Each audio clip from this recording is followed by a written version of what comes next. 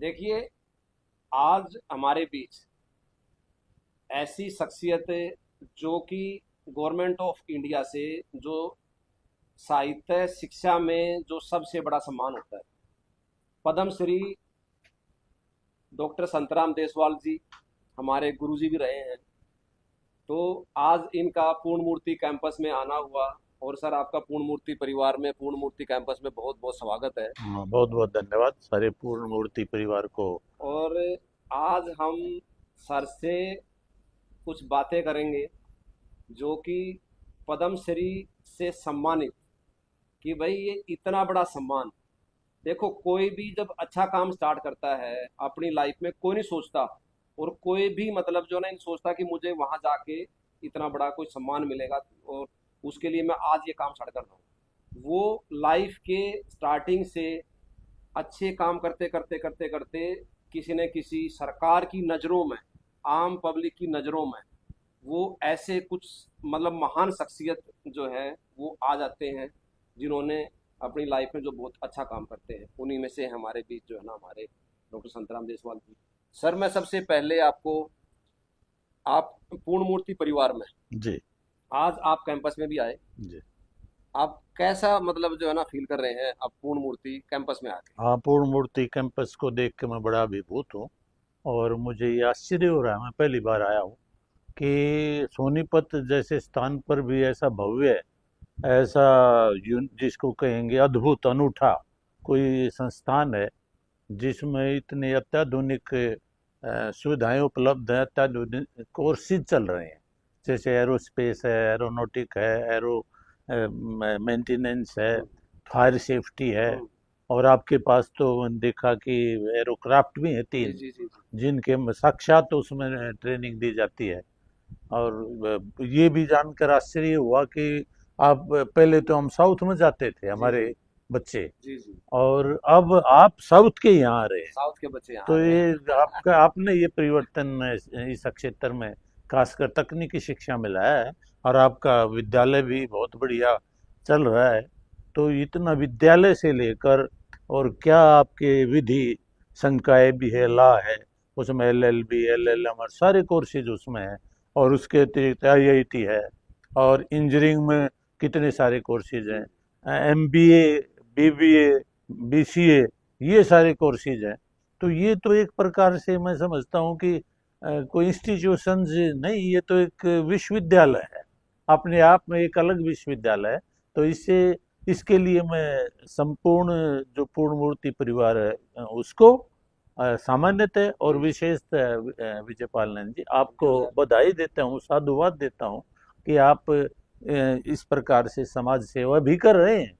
और एक जो युवा पीढ़ी है उसको एक दिशा दे रहे हैं, उनको एक रोजगार की दिशा दे रहे हैं, व्यवसाय की दिशा दे रहे हैं, और ऐसे ऐसे कोर्सेज करवा रहे हैं जो जाते ही सीधे नौकरी लगेगी। तो आपको पुनः पुनः बधाई, दिल की गहराइयों से मैं आपको बधाई देता हूँ कि आप इस प्रकार से, एक प्रकार से ये शिक्षा का मिशन है, उसमें आप निरंतर आगे बढ़ रहे हैं। तो आपको बहुत बहुत मैं बधाई देता हूँ इस बात के लिए। और मुझे खुशी है कि मैं इस पहली बार, इस पहले क्यों नहीं आया पूर्ण मूर्ति कैंपस में। चलो, तो अभी आगे आता रहूंगा। अभी तो मैं मतलब एक्सपेक्ट यही करूंगा कि आप लगातार आते रहे। जी, और पक्का। शिक्षा में इससे बड़ा सम्मान, जी। पद्म श्री सम्मान जो है, इससे बड़ा सम्मान मतलब जो नहीं हो सकता। जी। और ये अपने आप में मतलब हरियाणा के लिए, जी। हरियाणा के लिए अपने आप में मतलब ये गौरव की बात है। जी। और मैं बस एक चीज़ आपसे मतलब जो है ना और चाहूँगा कि आप ज़रूर मतलब शेयर करें। हम्म। क्योंकि आजकल जो नए नए बच्चे जो एजुकेशन फील्ड में जो आ रहे हैं, जी। आपने ये अवार्ड जो है ना, इसमें मतलब ये सम्मान इतना बड़ा मिला है, तो आप उनको क्या कहना चाहेंगे कि भाई साहित्य एजुकेशन में आपका क्या अनुभव रहा? कैसे आप यहाँ तक पहुँचे? मतलब कैसे सरकार की नज़र आप तक पहुँची? कैसे आम पब्लिक के साथ आपका कनेक्शन रहा? और ये जो इतना बड़ा सम्मान, ऐस ये बहुत बड़ा सर्कल मतलब जो है ना, आम पब्लिक से लेके और सरकार तक किसी न किसी की नज़र आप पे पड़ी। वो हर और सभी ने आपको रिकमेंड किया होगा, तभी आपको ये सम्मान वहाँ हाँ। तक। जी। तो आपने कैसा अनुभव आपने रहा, और क्या आप आगे संदेश देना चाहोगे इस चीज़ हाँ। को लेके जो अभी नई युवा पीढ़ी है? हाँ, निश्चित रूप से ये मेरे लिए गौरव की और गर्व की बात है। और खासकर इस माटी का मैं ऋणी हूँ, सोनीपत की माटी का, कि इसने मुझे इतने बड़े अलंकरण से सुशोभित करने योग्य बनाया है, पद्मश्री जैसे। रही बात नई पीढ़ी को कुछ कहने की, तो मैं देखता हूँ, क्योंकि मैं शिक्षा से जुड़ा रहा हूँ, और मैं जिस महाविद्यालय से जुड़ा रहा हूँ उसमें तो ये लगाओ कि 99% गांव के बच्चे आते हम्म। थे। और वो गांव के बच्चे, मैं जब आया तो कोई शिक्षा का ऐसा था कि भाई ठीक है, डिग्री ले ली, और दूसरी गतिविधियों में कोई रुझान नहीं था। हम्म। और मैंने आते ही देखा कि इन बच्चों का कुछ करना चाहिए, तो मैंने, किसी ने मेरी ड्यूटी नहीं लगाई, मैं अपने आप ही, लोग मुझे कहते थे कि मैं सुबह चला जाता कॉलेज में, और देर तक सब चले जाते थे, मैं लगा रहता। लेट नाइट तक। कभी तो सुबह उनको कह दूं आज तुम्हें मैं कविता लिखना सिखाऊंगा, आज हम्म। निबंध लिखना सिखाऊंगा, आज भाषण बोलना सिखाऊंगा। इस प्रकार से मैं उन बच्चों को रोक रोक लेता था। और ऐसे बच्चे 150 मेरे पास थे, जो निरंतर फिर मेरे से जुड़ गए, वो बड़े बड़े पदों पे लगे हुए हैं, मेहनत कर रहे थे। हमने, जैसे ये जगदीशपुर पास का गांव है, वो एक दौर था जिसमें प्रौढ़ शिक्षा, जो ये साक्षरता मिशन चल रही थी, हम्म। और लोग पैसे देकर भी कहीं साक्षरता नहीं फैला पाए। और हम 50-60 बच्चों के साथ मैं जाता था साइकिलों पर, कॉलेज के बाद 2 बजे के बाद, और हमने वो गांव गोद ले लिया, और गोद लेके हमने साल भर में वो संपूर्ण साक्षर बना दिया। फिर सरकार का नजर गई वहाँ, खुद उस तत्कालीन जो वो थे उपायुक्त महोदय R C राव थे उन दिनों, जी जी वो मेरे पास आए कॉलेज में, जी और प्रिंसिपल ने कहा गया हो कि नहीं, मैं तुमसे मिलने आया हूँ। जी जी। तो मुझे इन बातों का वैसे कोई परवाह नहीं बिल्कुल थी, बिल्कुल कौन ठीक बात। आया है। तो वो कहने लगे, वो आया चपड़ासी जी, वो DC साहब आए हैं। मगर हम्म। मैं क्लास में हूँ, मैं नहीं, मैं बाद में आऊंगा। तो क्लास के बाद ही आया, तब तक वो घूमते रहे वहाँ लॉन में। ओके तो ओके। मैं यूं है कि भी कौन आया है कौन गया है, प्रेसिडेंट आया हमारा नहीं आया है, मैं उन बातों में कभी नहीं घुसा। मैं अपने काम से काम रखता था। डेडिकेशन। और मैं एक और ये आश्चर्य की बात मैं विद्यार्थियों को, खासकर युवा पीढ़ी को बताना चाहता हूँ, कि कभी भी, कभी का मतलब कभी है, जैसे ओले पड़ रहे और कोई विद्यार्थी नहीं आया हो कक्षा में, हम्म। मैं अपने स्टाफ रूम में नहीं बैठूंगा, स्टाफ। मैं कमरे में जाऊंगा, कोई हो ना हो, और मैं 40 मिनट वहां खड़ा रहूंगा। 40। और जब पीरियड बच जाएगा तब मैं आऊंगा वापस। तो 4-5 घंटे यूं खड़ा रहता। हम्म। प्रिंसिपल कहता क्यों सर्दी में मर रहे हो, हम्म। निमोनिया हो जाएगा, हाँ। आ जाओ कॉफी पिलाता हूँ, चाय पिलाता हूँ। हम्म। मैं मुस्कुरा के कुछ नहीं कहता, ठीक है जी। हम्म। और क्यों, मैं शाम को फिर कहता है, भाई मेरे को, ये भगवान, जो मेरे को आपने करते हुए दिया। दिया था वो हाँ। पूरा करके आओ। कोई नहीं उस को ग्रहण की मेरी जो शिक्षा, तो उसका मैं जिम्मेदार नहीं हूँ, क्यों, या तो मौसम था या क्या कारण रहा। तो इस प्रकार से मैंने जीवन में जो मेहनत है, मैं ये पुनः कहना चाहता हूँ कि मेहनत के माध्यम से मैं आगे बढ़ा हूँ, और उसका मेरा कोई निश्चित उद्देश्य नहीं था कि मैं ये कर रहा हूँ। और मैं आपकी बातों से एक चीज और मतलब नोट कर रहा हूँ कि आगे बढ़ने का कोई शॉर्टकट नहीं है। कोई शॉर्टकट नहीं, ये कोई भी शॉर्टकट बताऊं नहीं है। कि आगे आज का विद्यार्थी है, वो ये हम्म। चाहता है बस मुझे कुछ ज्यादा पढ़ना ना पड़े, इम्पोर्टेंट मिल जाए, हम्म। और डिग्री मिल जाए। उसको टाइम देना पड़ेगा आपको आगे हाँ बढ़ने के लिए। बिल्कुल, उसको समय देना पड़ेगा। यहाँ हमारी श्रीमती जी वो डॉक्टर राजकला मैं बैठी मैं हैं। वही चीज, मैं अभी उसी पे चीज पे आना चाह रहा था मैं, हाँ कि आपने जो इतनी डेडिकेशन से मतलब अपनी जो है ना शिक्षा में जो इतना टाइम दिया, जी। वो कहीं ना कहीं मतलब जो है ना फैमिली का सपोर्ट रहा होगा, तभी तो आपने उतना टाइम वहां पे दे पाए। हाँ मुझे बिल्कुल। नहीं कहना चाहिए पर लेकिन आजकल की जो युवा पीढ़ी, आजकल की युवा पीढ़ी आगे इसलिए भी नहीं बढ़ पा रही क्योंकि उनको घर से भी वो सपोर्ट नहीं मिल पाता। उनको घर पे भी बहुत सारी बाउंडेशन होती हैं। तो ये चीजें दोनों साइड से चलती हैं। और आपको तो मतलब मैं चाहूंगा कि थोड़ा सा अपना वो एक्सपीरियंस भी शेयर नहीं, करें कि मैम का और पूरे परिवार का, बच्चों का, मैम का, और जो भी परिवार में जो भी जितने भी लोग रहे हैं उनका पूरा सहयोग रहा होगा तभी आप अपना वो टाइम दे पाए वहाँ। नहीं, वो तो निश्चित रूप से, मगर एक बात मैं इसमें थोड़ा आपसे भिन्नता रखता हूँ, कि आपने ये कहा ना परिवार से वो मदद नहीं मिलती, हम्म ऐसा नहीं है। हम्म हर परिवार चाहता है अपने बच्चे की मदद करना। हम्म, यदि वो गुमराह कहीं होगा तो वो हाँ टोकेंगे, बिल्कुल बिल्कुल। मगर ये वो ठीक रास्ते पर चलेगा हाँ तो कोई नहीं रोकेगा, नहीं, रोकेगा तो रोकना भी नहीं हाँ चाहिए। बिल्कुल बिल्कुल। जैसे मैं बताता हूँ, हमारे गांव में उस समय जब मैं पढ़ता था, हम्म प्राइमरी विद्यालय भी नहीं था। हम्म हाई स्कूल तो को अलग बात है, प्राइमरी नहीं था। हम्म, और ना माहौल भी नहीं था गांव में या घर में पढ़ाई का। हाँ हाँ फिर भी मैंने जिद की और दूसरे गांव में जाकर, ना उस समय वो कपड़े होते थे ना जूते होते थे, और पढ़ने जाते थे। हाँ, उसके बाद मेरे पिताजी भी नहीं थे, वो भी जब 3-4 साल का था मैं तब चल बसे थे। ओके। मेरी विधवा माँ थी, पिता में थे बूढ़े दादाजी। उन्होंने जैसे जैसे बच्चे भी ज्यादा ही होते थे उन हम्म, दिनों, संभाला, पर घर की आर्थिक स्थिति डावाडोल हो गई। Okay okay. और उन्होंने कह दिया भाई अब नौकरी लग जाओ कहीं। हम्म, मैं एयरफोर्स में लग गया था, मैं पुलिस में लग गया था, कई और नौकरियों में लग गया। पर मैं लेकिन गया ही शिक्षा का नहीं। आपको शिक्षा का मतलब है हाँ, ना मैं जुनून था। पता नहीं क्या था, मैं गया ही नहीं। और मैं कहा पढ़ूंगा मैं। तो झज्जर हमारे गांव से 15 किलोमीटर है। ओके। 15 किलोमीटर पहले तो साइकिल भी नहीं मिली।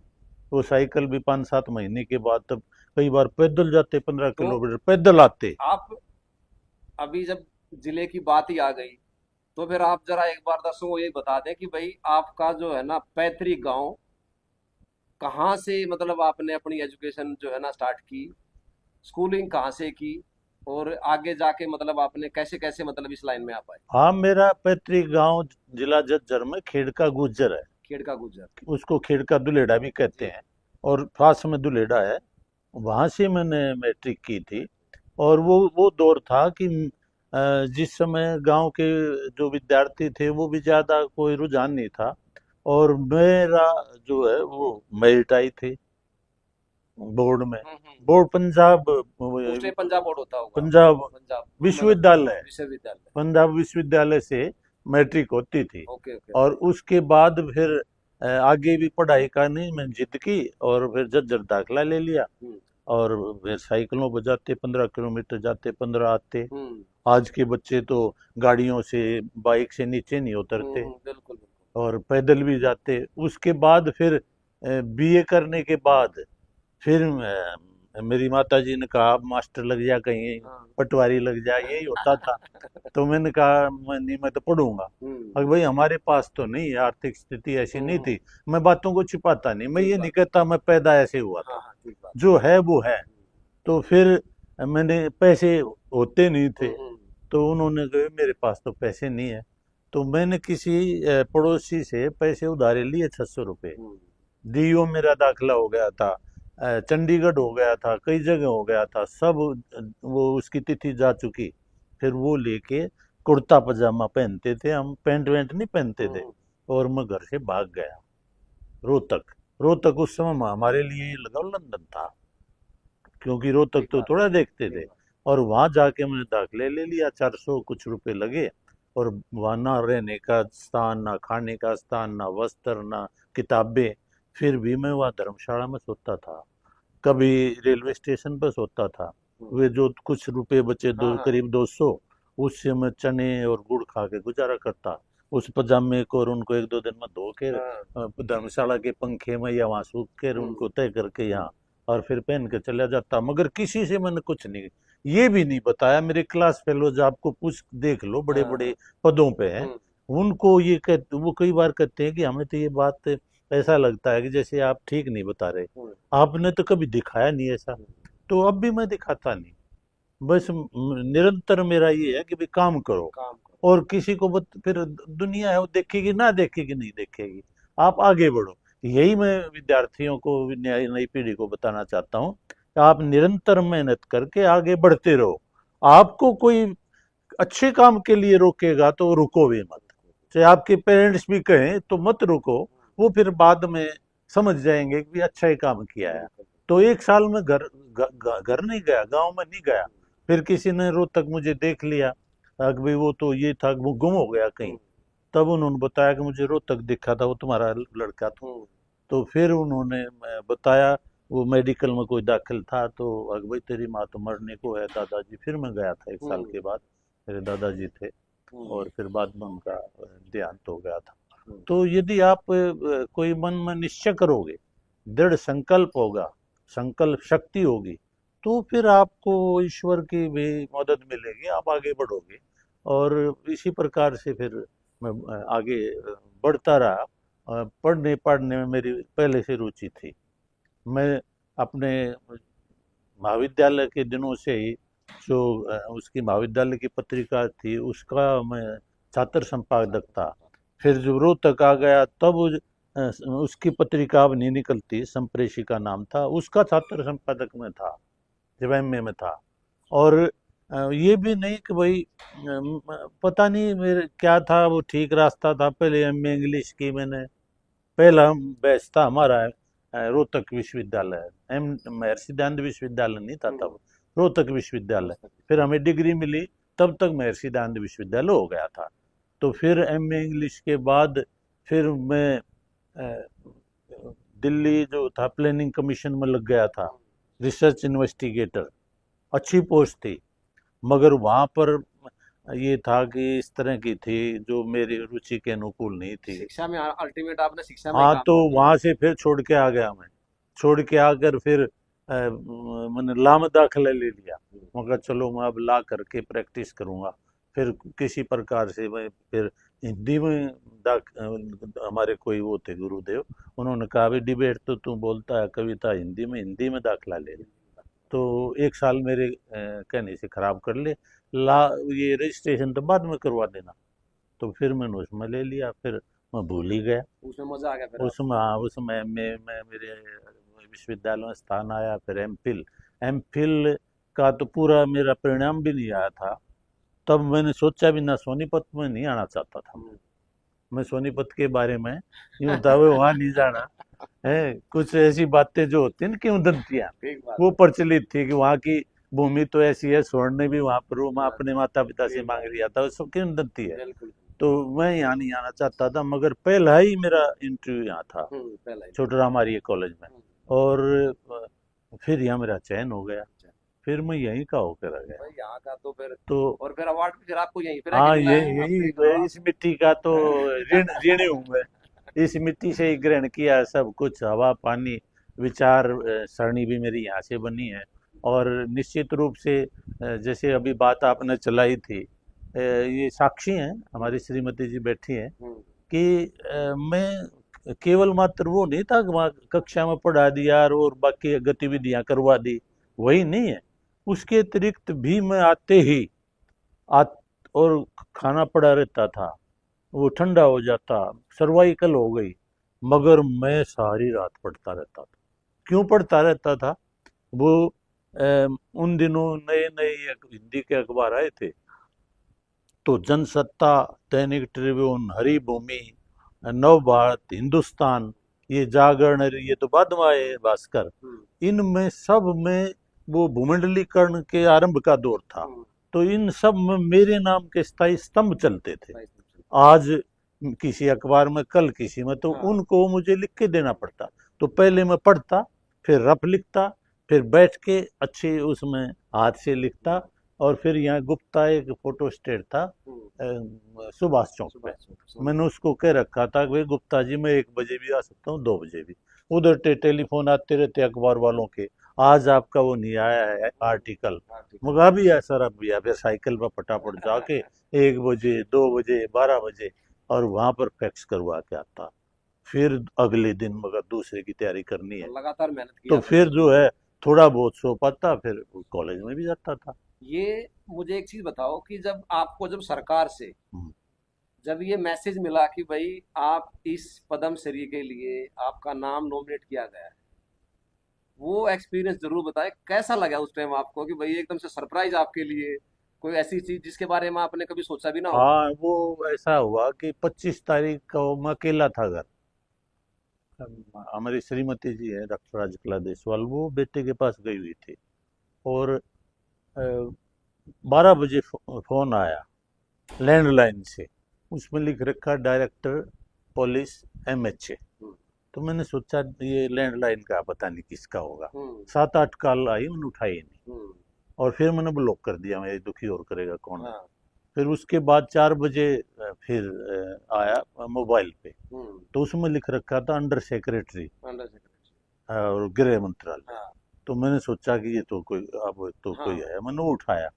तो फिर उन्होंने मेरा नाम पूछा, और मेरा जो जो कहाँ मेरी रिश्तेदारियां हैं, कहाँ गांव है, सब कुछ बताया कि आपके मामा वहाँ हैं, आपकी दादी वहाँ की थी, ओके। और आपके आपने ये किताबें लिखी हैं, आपने ये काम किया है, जो मैं भी भूल बैठा था। तो वो पूरी हिस्ट्री उन्होंने बैक एंड पे मतलब पूरा जो है ना पूरा। वो सारा मेरे बारे में, मैं कहा, हाँ जी, बात तो सारी यही है, मगर क्या गुस्ताखी हो गई। हाँ। तो वो कहने लगे, गुस्ताखी नहीं, आपका उसके पद्म श्री के लिए चयन हुआ है। तो मैंने कहा, सच कह रहे हो क्या? हाँ हाँ। अगर हाँ विश्वास नहीं हुआ सच एक कह बार, रहे हैं, हाँ विश्वास सच नहीं हुआ। कह सच कह रहे हैं। हम्म। मगर जी मुझे यकीन तो नहीं हो रहा। अगले यकीन कर लीजिए, और अब 4 बजे 7 बजे तक किसी को नहीं बताना। हम्म। 7 बजे घोषणा होगी, दूसरा। उसके बाद किसी को बताना, उससे पहले नहीं किसी ओके। को डिस्क्लोज करना। हम्म। तो वो 3 घंटे मेरे लिए बड़े वो थे कि मैं बड़े क्या कहूँ, मतलब जो है। किसी को बताना भी जरूरी था हाँ। कि इनको, पर मैं बता भी नहीं पाया। उसके बाद फिर तो वो आ गई थी हम्म। उसमें मीडिया में सारे में, हम्म। तो फिर मैंने भी बताया था। तो निश्चित रूप से मैंने ये फिर लगाया कि आप यदि परिश्रम करोगे, मेहनत करोगे, तो आपको फल तो कभी न मिलेगा। किसी न किसी रूप में मिलेगा मिलेगा। मिलेगा। और यदि आप यूं कहो कि ना मुझे तो फल अभी चाहिए, हाँ। तो फिर आपको पीड़ा भी होगी, दुख भी होगा।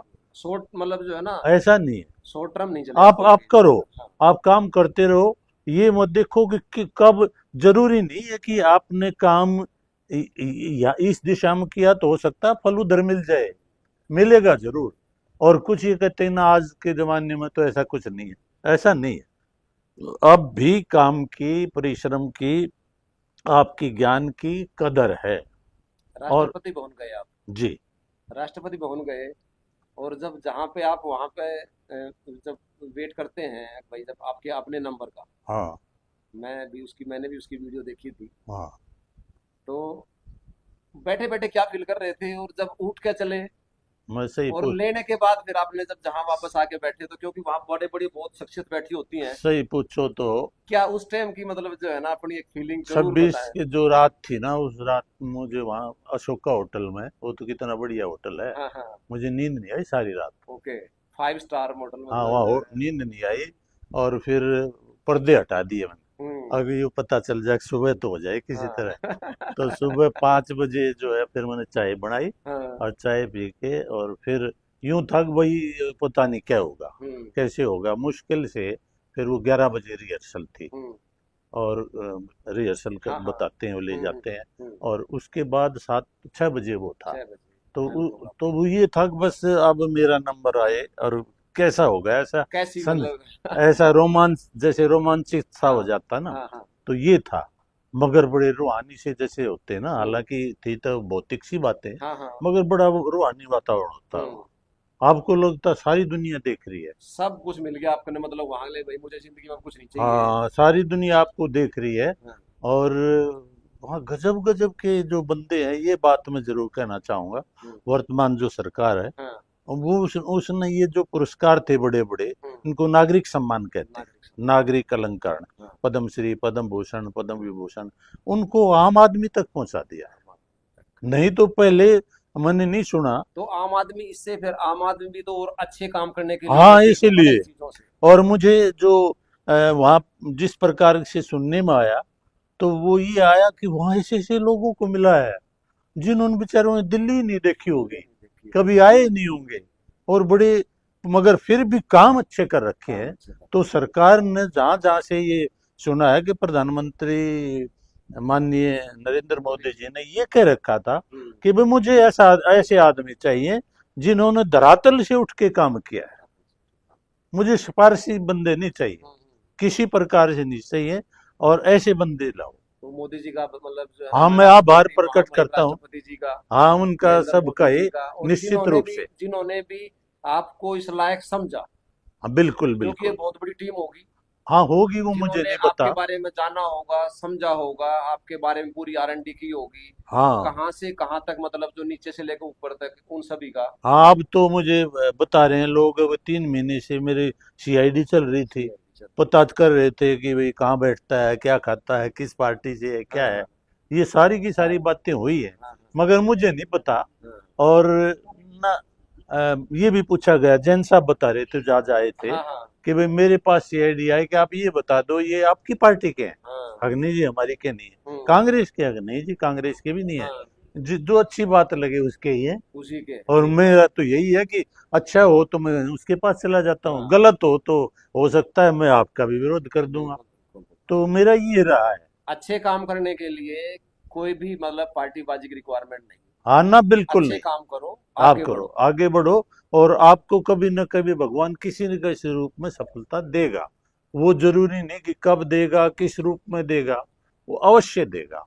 और यदि आप उसके शॉर्टकट ढूंढोगे या 420 के रास्ते ढूंढोगे हाँ तो उससे आपको शांति नहीं मिलेगी। देखो, अभी जो है हमारे साथ जो है ना डॉक्टर संतराम देशवाल जी, पद्म श्री बोलेंगे अभी हम।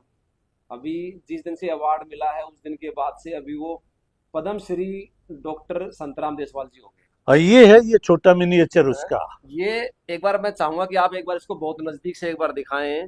और सर मैं बताऊं आपने, मैंने भी पहली बार मतलब इतने नजदीक से देखा है ये। बिल्कुल, और मैं भी मतलब अपने आप को सौभाग्यशाली समझता हूँ। ये एक उसका एक मिनी रूप है।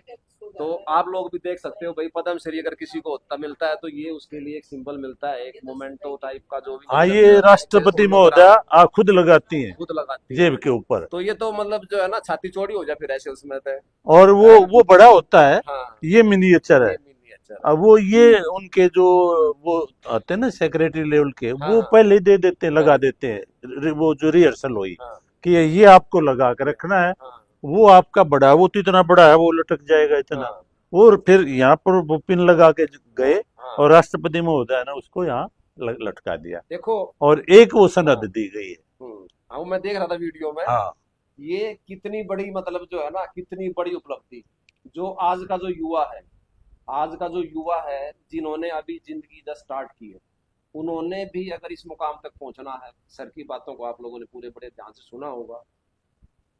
आप लगातार अच्छे काम करते जाएं, फल की चिंता ना करें, सर का यही कहना है। कर्मण्येवाधिकारस्ते माँ फलेषु कदाचन है, ये गीता का वो है। मगर ये है कि आप काम करो, फल की इच्छा मत करो, फल तो मिलेगा। मिलेगा ये नहीं कि मिलेगा। कई कहते हैं कि क्यों नहीं इच्छा करें। इच्छा इसलिए करो, इच्छा करोगे तो आपको दुख होगा, पीड़ा होगी। पीड़ा हो। और यदि आप काम करोगे तो उसका फल मिलेगा, देर सवेर कभी न कभी। तो डॉक्टर साहब ने बोला कि भाई लगातार अच्छे काम करते रहो और फल की चिंता मत करो। फल अपने अच्छे लोगों को, अच्छे काम करने वाले को, सभी को मतलब जो है ना फल एक ना एक दिन जरूर मिल जाता है। एक तो बात रह गई विजयपाल जी जी, जी जो बिल्कुल आपने ये परिवार की बात बिल्कुल पूछी जी थी, वो बिल्कुल बीच में रह बिल्कुल। गई कि किसी भी मुकाम पर पहुंचने के लिए कोई भी दिशा हो, दिशा अलग अलग हो सकती है। विज्ञान में भी पद्मश्री मिलता है, जी जी और समाज सेवा में भी मिलता है, कृषि में भी मिलता है, सब क्षेत्रों में जी जी मिलता है। जी तो उसके लिए जाहिर है कि परिवार का तो आपको सहयोग चाहिए। बिल्कुल बिल्कुल। और मैं इस बात के लिए अवश्य कहना चाहूँगा यहाँ, जो मुझे सुन रहे हैं लोग, हम्म कि हमारी जो मेरी अर्धांगिनी है, हम्म। सहधर्मिणी है, डॉक्टर राजकला देशवाल, उन्होंने मुझे बड़ा सहयोग सही। दिया। और मैं एक प्रकार से ये अपना पद्मश्री उनको समर्पित करता हूँ, हम्म। देशवासियों को और सोनीपत को और हरियाणवासियों तो करता ही हूँ, हम्म उनको करता हूँ। क्यों? हम्म उसका कारण है क्योंकि यदि वो मुझे स्पेस नहीं देते, हम्म। उलझाए रखते, ठीक बात तो है। कैसे मैं बगैर शांति नहीं होगी तो मैं लिख कैसे पाऊंगा। आजकल का जो युवा है वो इन चीजों में तो उलझा हुआ है। हाँ, वही तो। आजकल का युवा इन चीजों में तो उलझा हुआ है। हाँ, तो उनको उन्होंने मुझे पूरा कि भाई आप काम करो, और चिंता की जरूरत नहीं है। और आप चाहते हो कि नौकरी भी छोड़ना हाँ, चाहते हो तो छोड़ दो। अच्छे काम के लिए। हाँ, हाँ, मैं समाज नौकरी सेवा कर के लिए। मैं नौकरी कर रही हूँ, हाँ, और मैं बच्चों को पाल लूंगी, आप निश्चिंत होकर आगे बढ़ो। आगे बढ़ो। अपना जो आपकी इच्छा है, जो समाज के लिए, हित के लिए आप काम करना चाहते हो, हम्म। तो करो, ऐसे मुकाम आए। उनको ये फील हो गया होगा कि भाई ये सामाजिक काम में इनका पूरा इंटरेस्ट है, हाँ, मैं था मेरा। इसलिए उन्होंने वो चीज नोट की और आपको वो चीज उन्होंने बोली हाँ, बच्चों कि को भाई आप संभाला। चाहो, आप चाहो तो नौकरी भी छोड़ सकते हो अपनी समाज सेवा के लिए। हाँ, बच्चों को भी संभाला। हाँ मेरे जो दो बेटे हैं, हाँ हाँ अब वो यूं भी कह सकते हैं कि मैंने तो उनको पढ़ाया नहीं, हम्म। ये ही उनको संभालती थी, पढ़ाती थी। ये बात उनको पता है। और अब तो फिर वो भी इसमें गर्वित अनुभव करते हैं। बहुत ज्यादा, हाँ कि बहुत ज्यादा भाई गर्व महसूस कर रही हूँ अब कि जो कोई बात नहीं, हमें कोई वो हमें अभाव कोई नहीं रहने दिया उनका। मगर मैं समय उनको इसलिए नहीं दे पाता था कि मैं तो पता नहीं कब आऊँ, रात को आऊँ, ठीक क्या बात है, करूँ। ठीक मैं बात कहीं यूथ फेस्टिवल में लगा हूँ, है। हाँ, या और कहीं टीम लेके गया हाँ, हूँ, या कॉलेज में हूँ, या राष्ट्रीय सेवा योजना की शिविर आयोजित कर रहा हूँ। तो मेरी जो थी वो बहुमुखी वो थी कार्य, हम्म, उनमें मैं लगा रहता था। तो इसलिए फिर इन्होंने घर संभाला। और जाहिर है कि फिर ये बड़ा मुश्किल काम है। और नहीं तो महिला है वो ये भी सोचेगी ये क्यों, मैं भी ये भी मेरे मेरे बराबरी की तो नौकरी पर थी, हाँ, बिल्कुल ये भी बिल्कुल, प्रोफेसर थी। बिल्कुल बिल्कुल। और ये नहीं है कि ये भी 3-3 4-4 बजे तक वहां पे लगी रहती हम्म, थी। और बच्चे बेचारे अपने आप ही हम काम काम करते थे, पढ़ते रहते हैं। पढ़ते रहते थे। हम्म। और उनका भी बहुत बड़ा इसमें योगदान है। देखो, बड़ा मतलब जो है, सर ने अपनी ऑलमोस्ट पूरी जीवनी ही बता दी। मैडम का क्या सहयोग रहा भाई सामाजिक सेवा में, मतलब जो है ना, बगैर फल की चिंता किए लगातार समाज सेवा करना, उसी का जो रिजल्ट है आज। जो मतलब छाती चौड़ी हो गई भाई, मतलब जो है इतना मतलब प्राउड फील किया। तो मैं चाहूँगा कि जो भी इस वीडियो को देख रहे हैं और हमारे पद्म श्री डॉक्टर संतराम देसवाल जी को सुन रहे हैं, इनकी बातों से प्रेरणा लेके हमारे युवा जो इस चीज़ को सुन रहे हैं, वो भी इस तरफ मतलब अपना बहुत अच्छा सहयोग देश के लिए, समाज के लिए, अपने परिवार के लिए, फल की बगैर चिंता किए उनको लगातार इस पर एफर्ट करते रहना चाहिए। सभी का मतलब बहुत बहुत धन्यवाद। और सभी को मतलब नमन। भारत माता की जय। जय। वंदे मातरम।